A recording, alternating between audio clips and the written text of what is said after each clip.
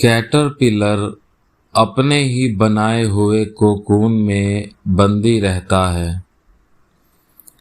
उसी प्रकार सांसारिक मनुष्य भी अपने ही द्वारा उत्पन्न की हुई वासनाओं के जाल में बंदी रहता है।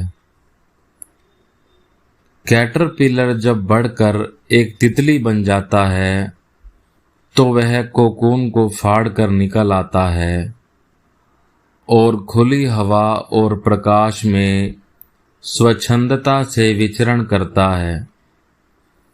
उसी प्रकार जब सांसारिक मनुष्य भी विवेक और वैराग्य से माया को नष्ट कर देता है तो वह भी स्वच्छंद होकर ईश्वर के चरणों का स्पर्श करके सच्चे सुख का अनुभव करता है।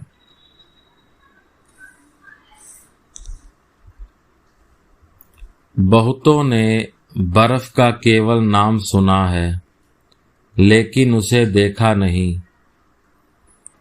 उसी प्रकार बहुत से धर्म उपदेशकों ने ईश्वर के गुणों को धर्म ग्रंथों में पढ़ा है लेकिन अपने जीवन में उनका अनुभव नहीं किया।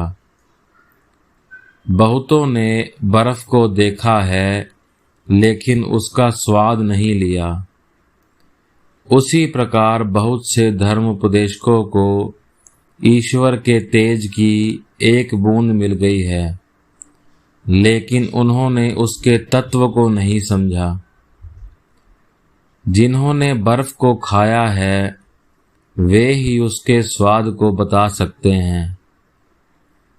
उसी प्रकार जिन्होंने ईश्वर की संगति का लाभ भिन्न भिन्न अवस्थाओं में उठाया है, कभी ईश्वर का सेवक बनकर, कभी मित्र बनकर, कभी भक्त बनकर और कभी एकदम उसी में लीन होकर, वे ही बतला सकते हैं कि परमेश्वर के गुण क्या हैं और उनकी संगति के प्रेम रस को आस्वादन करने में कैसा आनंद मिलता है। मनुष्य अपनी आयु किस प्रकार व्यतीत करे। जिस प्रकार अंगीठी की आग को बुझने न देकर प्रज्वलित रखने के लिए सदैव एक लोहे की छड़ से खोदते रहने की आवश्यकता है, उसी प्रकार मन को भी सचेत रखने के लिए और उसे निर्जीव होने से बचाने के लिए महात्माओं के सत्संग की आवश्यकता है। धोंकनी धोंक धोंक कर जिस प्रकार लोहार अग्नि को सजीव रखता है, उसी प्रकार मन को भी महात्माओं के सत्संग से सजीव रखना चाहिए।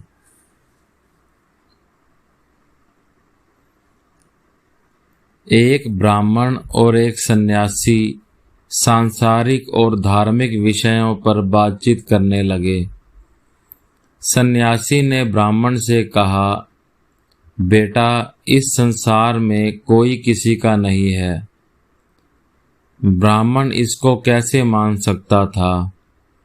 वह तो यही समझता था कि अरे, मैं तो दिन रात अपने कुटुंब के लोगों के लिए मर रहा हूँ, क्या ये मेरी सहायता समय पर ना करेंगे? ऐसा कभी नहीं हो सकता। उसने सन्यासी से कहा, महाराज, जब मेरे सिर में थोड़ी सी भी पीड़ा होती है तो मेरी माँ को बड़ा दुख होता है और दिन रात वह चिंता करती है, क्योंकि वह मुझे अपने प्रार्थी से भी अधिक प्यार करती है। प्राय वह कहती है कि बेटा, सिर की पीड़ा अच्छा करने के लिए मैं अपने प्राण तक देने को तैयार हूँ। ऐसी माँ समय पड़ने पर मेरी सहायता ना करे, ऐसा कभी हो नहीं सकता। सन्यासी ने जवाब दिया, यदि ऐसी बात है तो तुम्हें वास्तव में अपनी माँ का भरोसा करना चाहिए, लेकिन मैं तुमसे सच सच कहता हूँ कि तुम बड़ी भूल कर रहे हो। इस बात का कभी भी विश्वास न करो कि तुम्हारी माँ, तुम्हारी स्त्री या तुम्हारे लड़के तुम्हारे लिए अपने प्राणों का बलिदान कर देंगे। यदि चाहो तो परीक्षा कर सकते हो। घर जाकर पेट की पीड़ा का बहाना करो और जोर जोर से चिल्लाओ। मैं आकर तुमको एक तमाशा दिखाऊंगा। ब्राह्मण के मन में बात आ गई और उसने दर्द का बहाना किया। डॉक्टर, वैद्य, हकीम सब बुलाए गए, लेकिन दर्द नहीं मिटा। बीमार की माँ, स्त्री और लड़के मारे रंज के परेशान थे। इतने में सन्यासी महाराज भी पहुंच गए। उन्होंने कहा, बीमारी तो बड़ी गहरी है। जब तक बीमार के लिए अपनी कोई जान न दे दे तब तक वह ठीक नहीं होगा। इस पर सब भौचक्के रह गए। सन्यासी ने माँ से कहा, बूढ़ी माता, तुम्हारे लिए जीवित रहना और मरना एक समान है। इसीलिए तुम अपने कमाऊ पूत के लिए अपनी जान दे दो तो मैं उसे अच्छा कर सकता हूँ। अगर तुम माँ होकर अपनी जान नहीं दे सकती तो फिर अब और दूसरा कौन जान देगा। बुढ़िया स्त्री रोकर कहने लगी, बाबा जी, आपका कहना तो सत्य है। मैं अपने प्यारे पुत्र के लिए प्राण देने को तैयार हूँ, लेकिन ख्याल यही है कि ये छोटे छोटे बच्चे मुझसे बहुत मोह करते हैं, मुझसे बहुत प्रेम करते हैं। मेरे मरने से इनको दुख होगा। अरे, मैं बड़ी अभागिन हूँ कि अपने बच्चे के लिए अपनी जान नहीं दे सकती। इतने में स्त्री भी रोती रोती अपने सास ससुर की ओर देखकर बोल उठी, माँ, तुम लोगों की वृद्धावस्था देखकर मैं भी अपने प्राण नहीं देख सकती। सन्यासी ने घूमकर स्त्री से कहा, पुत्री, तुम्हारी माँ तो पीछे हट गई, लेकिन तुम तो अपने प्यारे पति के लिए अपनी जान दे सकती हो। उसने उत्तर दिया, महाराज, मैं बड़ी अभागिनी हूँ। मेरे मरने से मेरे माँ बाप मर जाएंगे, इसीलिए मैं यह हत्या नहीं ले सकती। इस प्रकार सब लोग जान न देने के लिए बहाने करने लगे। सन्यासी ने तब रोगी से कहा, क्यों जी, देखते हो ना, कोई तुम्हारे लिए जान देने को तैयार नहीं है। कोई किसी का नहीं है। मेरे इस कहने का मतलब अब तुम समझे कि नहीं। ब्राह्मण ने जब यह हाल देखा तो कुटुंब को छोड़कर वह भी सन्यासी के साथ वन को चला गया।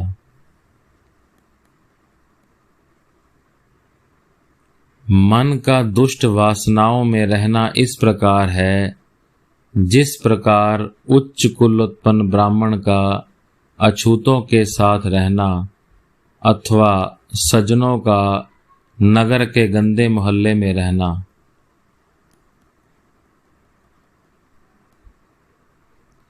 जिस प्रकार पानी का प्रभाव पत्थर पर नहीं पड़ सकता, उसी प्रकार धार्मिक उपदेशों का प्रभाव बद्ध जीवों पर नहीं पड़ता।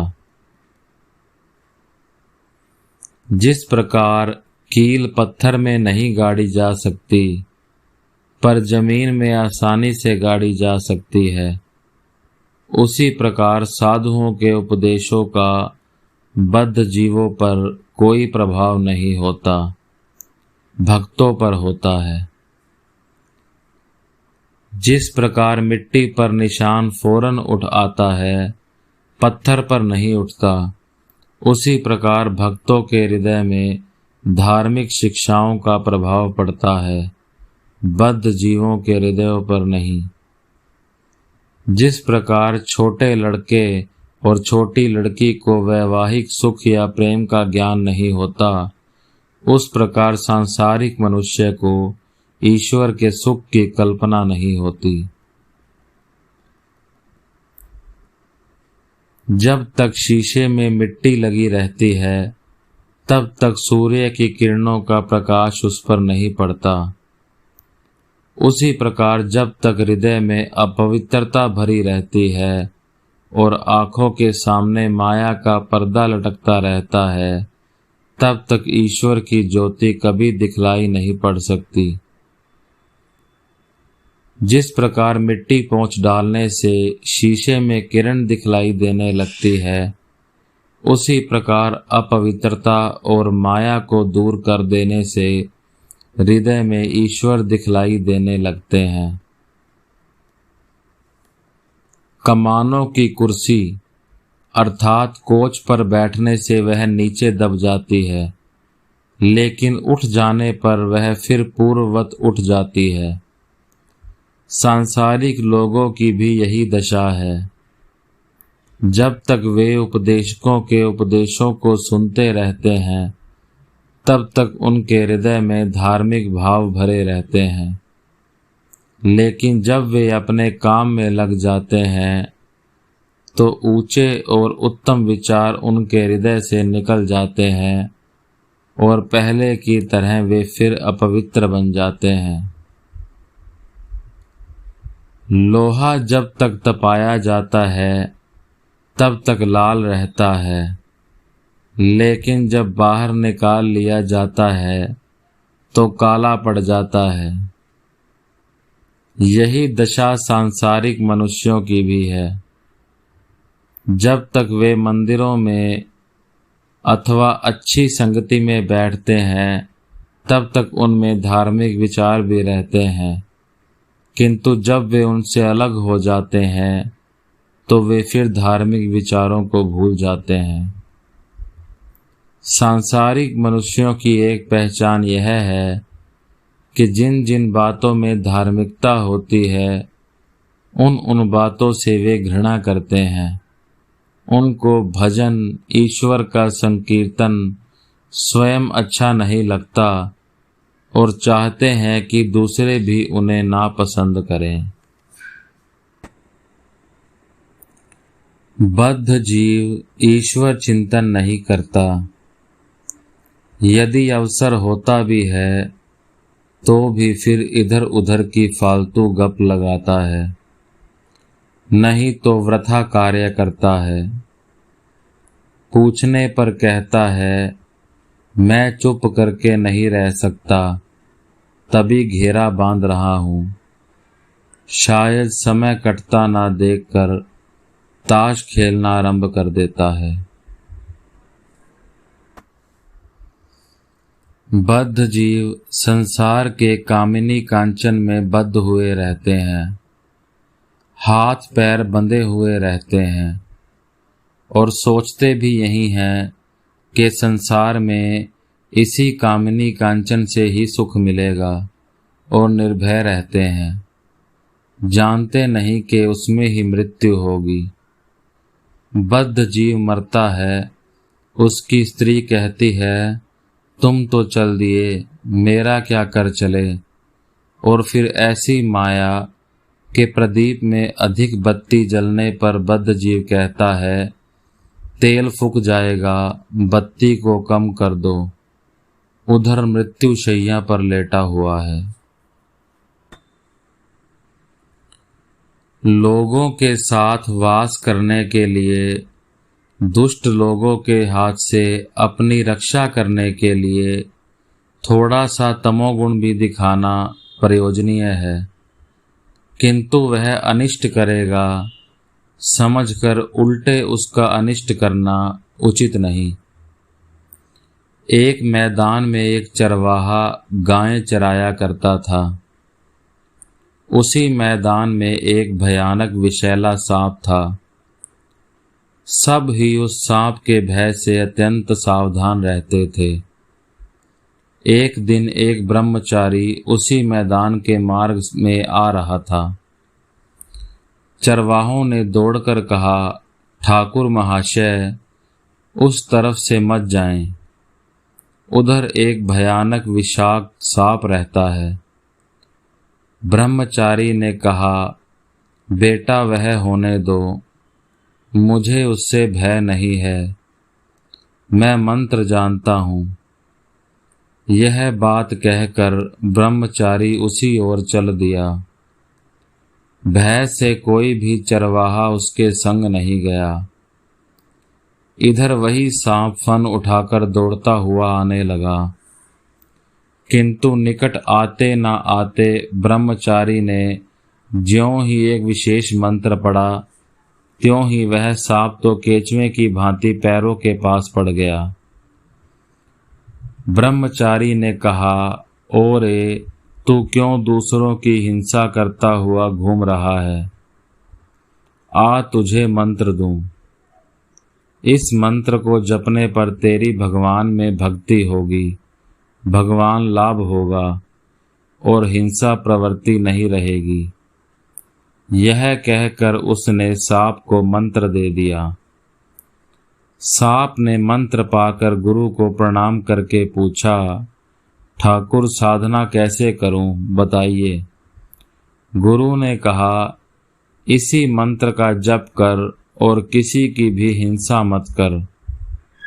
ब्रह्मचारी ने जाते समय कहा, मैं फिर आऊंगा।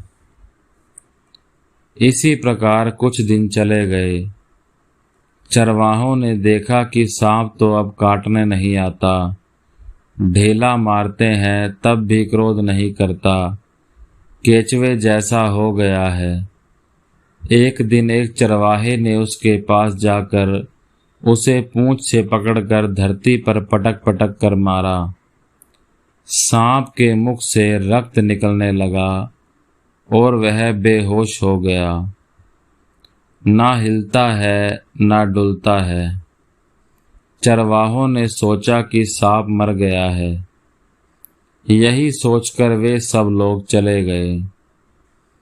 बड़ी रात गए सांप को होश आया। वह धीरे धीरे अति कष्ट से अपने बिल में चला गया। शरीर चूर चूर हो गया था, हिलने की शक्ति नहीं रही। कई दिनों पश्चात जब शरीर कंकाल सा हो गया, तब बाहर आहार की चेष्टा में रात को एक बार चरने के लिए आता। भय से दिन के समय नहीं आता था। मंत्र लेने की अवधि से हिंसा नहीं करता था। धरती पर गिरे पत्ते, वृक्ष से गिरे फल खाकर प्राण रक्षा करता। प्राय 1 वर्ष के बाद ब्रह्मचारी उसी मार्ग से फिर आया। आते ही सांप की खोज की। चरवाहों ने बताया, वह सांप तो मर गया है, किंतु ब्रह्मचारी को उस बात पर विश्वास नहीं हुआ। वह जानता था जो मंत्र उसने लिया है उसका साधन हुए बिना देह त्याग नहीं होगी। खोजते खोजते उसी ओर उसको दिए हुए नाम से पुकारने लगा। वह गुरुदेव की आवाज सुनकर बिल से बाहर आया और खूब भक्ति पूर्वक प्रणाम किया। ब्रह्मचारी ने पूछा, तू कैसा है? वह बोला, जी अच्छा हूँ। ब्रह्मचारी ने पूछा, तू ऐसा दुर्बल कैसा हो गया? सांप बोला, ठाकुर, आपने आदेश किया था किसी की हिंसा मत करना, तभी पत्ते फल खाता हूँ, इसीलिए लगता है दुर्बल हो गया हूँ। उसका सत्व गुण हो गया था कि ना, तभी किसी के ऊपर क्रोध नहीं। वह भूल ही गया था कि चरवाहों ने मार डालने का आयोजन किया था। ब्रह्मचारी ने कहा, केवल न खाने के कारण ऐसी अवस्था नहीं होती, अवश्य और कारण है, सोच कर देखो।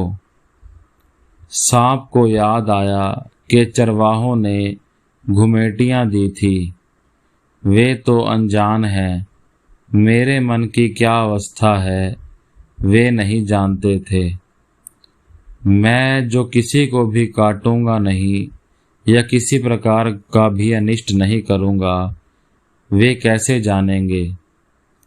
ब्रह्मचारी ने कहा, छे, तू तो इतना मूर्ख है कि अपनी रक्षा करना भी नहीं जानता। मैंने डंक मारने को ही मना किया था, फुत्कारने के लिए तो नहीं। फुत्कार करके उन्हें भय क्यों नहीं दिखाया? दुष्ट लोगों के निकट फुत्कार करके भय दिखाना चाहिए, ताकि फिर हानि न करें। उनके ऊपर विष नहीं फेंकते, अनिष्ट नहीं करते।